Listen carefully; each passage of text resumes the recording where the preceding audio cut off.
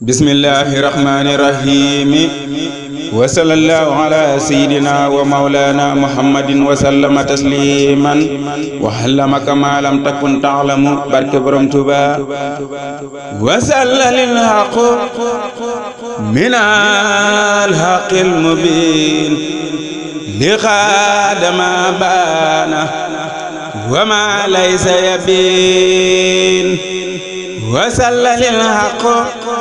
minal haqil mubin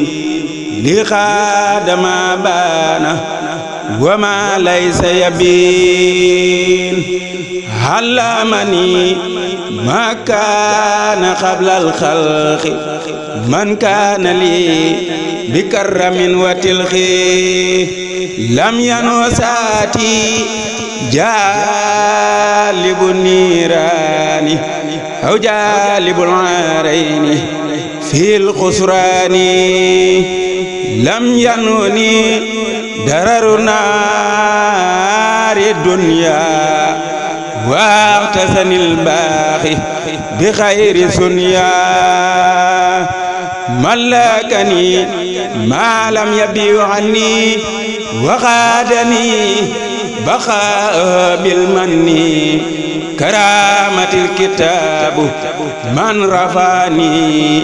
bi ilal jinani musnafani ma mamata qad nanu